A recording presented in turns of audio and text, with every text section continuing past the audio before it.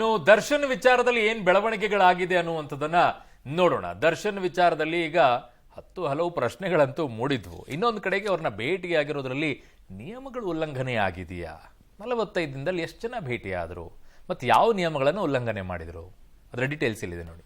D ಗ್ಯಾಂಗಿಗೆ FSL ಕಂಟಕ, 6 report. ದರ್ಶನ್ಗೆ ಮತ್ತಷ್ಟು ಸಂಕಷ್ಟ. ಡೆವಿಲ್ ಗ್ಯಾಂಗ್ನಿಂದ ರೇಣುಕಾಸ್ವಾಮಿ ಕೊಲೆ ಪ್ರಕರಣದ ತನಿಖೆ ಚುರುಕುಗೊಂಡಿದೆ. ಈ ವಾರ 6 ರಿಪೋರ್ಟ್ಗಳು ತನಿಖಾಧಿಕಾರಿಗಳ ಕೈ ಸೇರಿದ್ದು, ಆ 6 ಸಾಕ್ಷ್ಯ ದರ್ಶನ್ಗೆ ಮತ್ತಷ್ಟು ಸಂಕಷ್ಟವನ್ನು ತಂದೊಡ್ಡುವ ಸಾಧ್ಯತೆ ಇದೆ. ಶೆಡ್ನಲ್ಲಿ 2 ಮಾದರಿಯ ಎವಿಡೆನ್ಸ್, ಕೃತ್ಯ ನಡೆದಲ್ಲಿನ ಫಿಂಗರ್ ಪ್ರಿಂಟ್, ಸ್ಕಾರ್ಪಿಯೋದಲ್ಲಿನ ಆರೋಪಿಗಳ ಫಿಂಗರ್ ಪ್ರಿಂಟ್, ಪವಿತ್ರ ದರ್ಶನ್ ಮನೆ ಸಿಸಿಟಿವಿ, ಸ್ಟೋನಿ ಬ್ರೂಕ್ನಲ್ಲಿನ ಸಿಸಿಟಿವಿ, ಆರೋಪಿಗಳ ಮೊಬೈಲ್ ರಿಟ್ರೀವ್ ರಿಪೋರ್ಟ್ ಬರಲಿದ್ದು, ಈ ವರದಿ ಡಿ ಗ್ಯಾಂಗಿಗೆ ಜೈಲನ್ನ ಖಾಯಂ ಮಾಡಲಿದೆಯಾ ಅನ್ನುವಂತಹ ಪ್ರಶ್ನೆಗಳು ಶುರುವಾಗಿದೆ. Darshan case report number 1, shed FSL ನ ರಿಪೋರ್ಟ್. ಶೆಡ್ನಲ್ಲಿರುವ ಸೆಕ್ಯೂರಿಟಿ ರೂಮ್ನ ಸಿಸಿಟಿವಿ, ದರ್ಶನ್ ಟೀಮ್ ಶೆಡ್ಗೆ ಎಂಟ್ರಿ, ರೂಮ್ನ ಹೊರಭಾಗದ ಸಿಸಿಟಿವಿ, ರೇಣುಕಾಸ್ವಾಮಿ ಮೇಲೆ ಹಲ್ಲೆ ಮಾಡಿ ಶೆಡ್ನಿಂದ ಹೊರಬಂದ ನಂತರದ ಸಿಸಿಟಿವಿ ಫುಟೇಜ್ ಡಿಲೀಟ್ ಹಿನ್ನೆಲೆಯಲ್ಲಿ ರಿಟ್ರೀವ್ಗೆ ಕಳುಹಿಸಿಕೊಟ್ಟಿದ್ರು ಪೊಲೀಸರು. Darshan case report number 2, finger print report. ಘಟನಾ ಸ್ಥಳದ ಕಂಪ್ಲೀಟ್ ಸ್ಯಾಂಪಲ್ಗಳು, ಸೋಕೋ ಟೀಮ್ನಿಂದ ಪಡೆದಿದ್ದಂತಹ ಸ್ಯಾಂಪಲ್ಸ್ಗಳು, ಆರೋಪಿಗಳ ಬೆರಳಚ್ಚು, ರಕ್ತದ ಮಾದರಿ, ಮಣ್ಣಿನ ಸ್ಯಾಂಪಲ್ ಅನ್ನು ಕೂಡ ಸಂಗ್ರಹಿಸಿ ಎಫ್ಎಸ್ಎಲ್ಗೆ ಕಳುಹಿಸಿಕೊಡಲಾಗಿತ್ತು. ದರ್ಶನ್ ಕೇಸ್ ರಿಪೋರ್ಟ್ ನಂಬರ್ 3, ಸ್ಕಾರ್ಪಿಯೋದಲ್ಲಿನ ಫಿಂಗರ್ ಪ್ರಿಂಟ್. ಸ್ಕಾರ್ಪಿಯೋ ವಾಹನದಲ್ಲಿ ರೇಣುಕಾಸ್ವಾಮಿ ಮೃತದೇಹ ಸಾಗಿಸಿದ ಟೀಮ್, ಹೀಗಾಗಿ ಸ್ಕಾರ್ಪಿಯೋದಲ್ಲಿನ ಬೆರಳಚ್ಚು ಸ್ಯಾಂಪಲ್ ಅನ್ನು ಪಡೆದಿದ್ರು ಪೊಲೀಸರು. ವಾಹನವನ್ನ ವಾಶ್ ಮಾಡುವ ವೇಳೆ ಪತ್ತೆಯಾಗಿದ್ದ ರಕ್ತದ ಕಲೆಗಳು, ಅದನ್ನು ಕೂಡ ಎಫ್ಎಸ್ಎಲ್ಗೆ ಕಳುಹಿಸಿಕೊಡಲಾಗಿತ್ತು.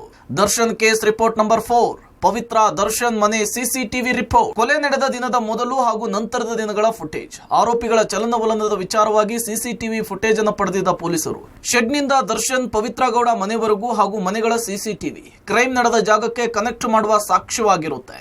Darshan case report number 5, Stoney ಬ್ರೂಕ್ನಲ್ಲಿನ ಸಿಸಿಟಿವಿ ರಿಪೋರ್ಟ್. ಕೊಲೆ ಮಾಡುವ ಮೊದಲು ಹಾಗೂ ನಂತರ ಪಾರ್ಟಿ ಮಾಡಿದ್ದ ಗ್ಯಾಂಗ್, ಸ್ಟೋನಿ ಬ್ರೂಕ್ ಪಬ್ನಲ್ಲಿ ಪಾರ್ಟಿ. ಆರೋಪಿಗಳ ಕೃತ್ಯದ ಬಗ್ಗೆ ಚರ್ಚೆ ಹಾಗೂ ಸಾಕ್ಷ್ಯನಾಶದ ಚರ್ಚೆ. Stoney Brook CCTV retrieve report. Darshan case report number 6, ಆರೋಪಿಗಳ ಮೊಬೈಲ್ ರಿಟ್ರೀವ್ ರಿಪೋರ್ಟ್. ಕೃತ್ಯ ನಡೆದ ಬೆನ್ನಲ್ಲೇ ಮೊಬೈಲ್ ಡೇಟಾ ಡಿಲೀಟ್ ಮಾಡಿದ್ದ ಆರೋಪಿಗಳು. ಆರೋಪಿಗಳಿಂದ ವಶಪಡೆದಿರುವ ಎಲ್ಲಾ ಮೊಬೈಲ್ಗಳು ಕೂಡ ಎಫ್ಎಸ್ಎಲ್ಗೆ ರವಾನೆ. ಆರೋಪಿಗಳ ನಡುವಿನ ಸಂಭಾಷಣೆ, ಮೆಸೇಜಿಂಗ್, ಎಷ್ಟು ದಿನಗಳ ಪ್ಲಾನ್ ಅನ್ನೋದು ಕೂಡ ಮೊಬೈಲ್ಗಳಲ್ಲಿದೆ.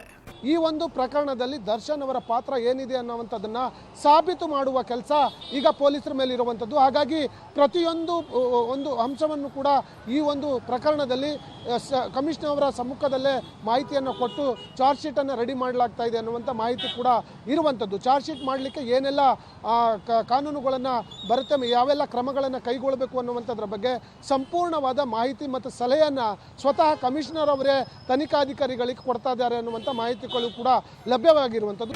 ಈ ತಿಂಗಳೊಳಗಾಗಿ ಚಾರ್ಜ್ ಶೀಟ್ ಸಲ್ಲಿಕೆಗೆ ಪ್ಲಾನ್. ದೋಷಾರೋಪ ಪಟ್ಟಿ ಮೇಲೆ ಕಮಿಷನರ್ ನಿಗಾ.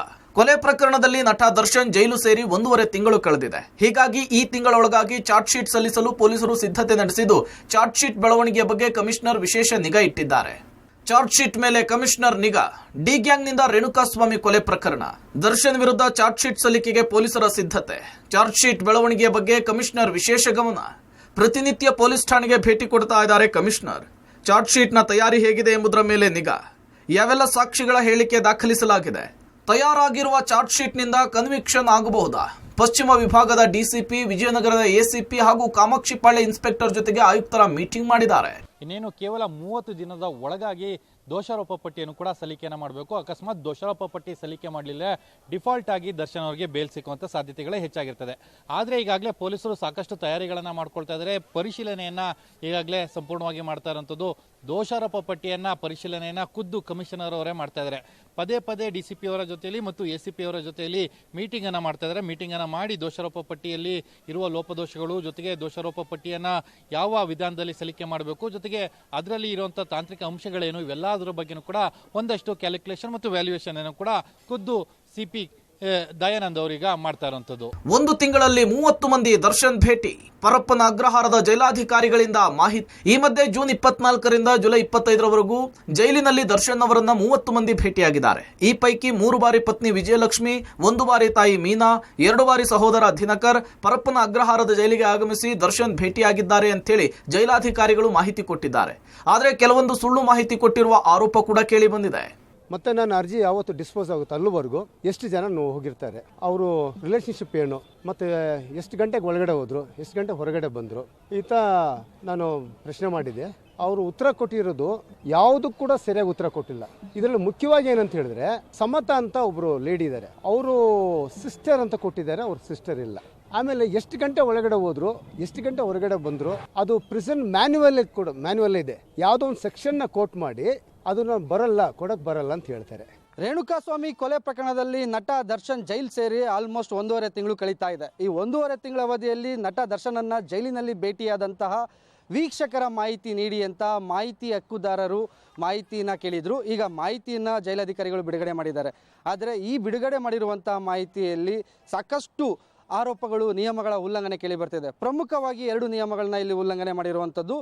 ಒಂದು, ಏನು ನಟ ದರ್ಶನ್ನ ಭೇಟಿ ಮಾಡೋಕ್ಕೆ ಹೋಗಿದ್ದಂತಹ ಸಮತಾ ಅಂತ ಪವಿತ್ರ ಗೌಡರ ಸ್ನೇಹಿತ ಇದ್ರು, ಅವರ ಸಂಬಂಧವನ್ನ ತಂಗಿ ಅಂತ ಮಾಡಿದ್ದಾರೆ, ದರ್ಶನ್ನ ತಂಗಿ ಅಂತ ಮೆನ್ಷನ್ ಮಾಡಿದ್ದಾರೆ. ಮತ್ತೆ ದರ್ಶನ್ಗಾಗಿ ವಿಜಯಲಕ್ಷ್ಮಿ ಸಂಕಲ್ಪ. ಕೊಲ್ಲೂರು ಬಳಿಕ ಬನಶಂಕರಿ ದೇವಿಗೆ ಪೂಜೆ. ಕಾನೂನು ಸಂಕಷ್ಟದಿಂದ ದರ್ಶನ್ ಹೊರಬರಲಿ ಅಂತೇಳಿ ಪತ್ನಿ ವಿಜಯಲಕ್ಷ್ಮಿ ದೇವಾನುದೇವತೆಗಳ ಮೊರೆ ಹೋಗಿದ್ದಾರೆ. ಕೊಲ್ಲೂರು ಬಳಿಕ ಇದೀಗ ಬನಶಂಕರಿ ದೇವಿಗೂ ಕೂಡ ವಿಜಯಲಕ್ಷ್ಮಿ ವಿಶೇಷ ಪೂಜೆ ಸಲ್ಲಿಸಿದ್ದಾರೆ. ನಿನ್ನೆ ಭೀಮನ ಅಮಾವಾಸ್ಯೆ ಹಿನ್ನೆಲೆಯಲ್ಲಿ ಬನಶಂಕರಿ ದೇವಸ್ಥಾನದಲ್ಲಿ ಸಂಕಲ್ಪ ಪೂಜೆ ಮಾಡಿಸಿ ಈ ಪ್ರಕರಣದಿಂದ ದರ್ಶನ್ ಆದಷ್ಟು ಬೇಗ ಪಾರಾಗ್ಲಿ ಅಂತ ಹೇಳಿ ಬೇಡ್ಕೊಂಡಿದ್ದಾರೆ. ರೇಣುಕಾಸ್ವಾಮಿ ಕೊಲೆ ಪ್ರಕರಣದಲ್ಲಿ ನಟ ದರ್ಶನ್ ಅರೆಸ್ಟ್ ಆಗಿರ್ತಕ್ಕಂಥದ್ದು, ಅವರಿಗೀಗ ಕಾನೂನು ಸಂಕಷ್ಟ ಬಂದು ಒದಗಿರ್ತಕ್ಕಂಥದ್ದು. ಈ ಒಂದು ಕಾನೂನು ಸಂಕಷ್ಟದಿಂದ ಆಚೆ ಬರಲಿ ಅಂತ ನಟ ದರ್ಶನ್ ಪತ್ನಿ ವಿಜಯಲಕ್ಷ್ಮಿ ದೇವಾನುದೇವತೆಗಳ ಮೊರೆ ಹೋಗ್ತಾ ಇದ್ದಾರೆ. ಇತ್ತೀಚೆಗೆ ಕೊಲ್ಲೂರು ಮೂಕಾಂಬಿಕಾ ದೇವಸ್ಥಾನಕ್ಕೆ ತೆರಳಿ ಅಲ್ಲಿ ನವಚಂಡಿಕಾ ಯಾಗವನ್ನ ಮಾಡಿರ್ತಕ್ಕಂಥದ್ದು. ಇದೀಗ ನಿನ್ನೆ ಭೀಮನ ಅಮಾವಾಸ್ಯೆ ಪ್ರಯುಕ್ತ ಬನಶಂಕರಿ ದೇವಸ್ಥಾನಕ್ಕೆ ತೆರಳಿ ಅಲ್ಲಿ ಸಂಕಲ್ಪ ಪೂಜೆಯನ್ನ ಮಾಡಿಸಿ ಬಂದಿದ್ದಾರೆ. ಈ ದರ್ಶನ್ಗೆ ಬಂದಿರತಕ್ಕಂಥ ಒಂದು ಸಂಕಷ್ಟದಿಂದ ಬೇಗ ಆದಷ್ಟು ಆಚೆ ಬರಲಿ ಅನ್ನೋ ಒಂದು ಉದ್ದೇಶದಿಂದ ಈಗ ದೇವಾನುದೇವತೆಗಳ ಮೊರೆ ಹೋಗ್ತಾ ಇದ್ದಾರೆ ವಿಜಯಲಕ್ಷ್ಮಿ. ಒಟ್ನಲ್ಲಿ ರೇಣುಕಾಸ್ವಾಮಿ ಕೊಲೆ ಕೇಸ್ನ ಇನ್ವೆಸ್ಟಿಗೇಷನ್ ತೀವ್ರಗೊಳಿಸಿರುವ ಪೊಲೀಸರು ಶೀಘ್ರವೇ ದೋಷಾರೋಪ ಪಟ್ಟಿ ಸಲ್ಲಿಕೆಗೆ ಸಿದ್ಧತೆ ನಡೆಸಿದ್ದಾರೆ. ಈ ಮಧ್ಯೆ 6 ರಿಪೋರ್ಟ್ಗಳು ಈ ವಾರವೇ ಬರಲಿದ್ದು, ಇದರಿಂದ ಕಾಟೇರನಿಗೆ ಕಂಟಕ ಮತ್ತಷ್ಟು ಜಾಸ್ತಿ ಆಗುವ ಸಾಧ್ಯತೆ ಇದೆಯಾ ಅನ್ನೋದನ್ನ ಕಾದ್ ನೋಡಬೇಕಿದೆ. News desk, Public TV.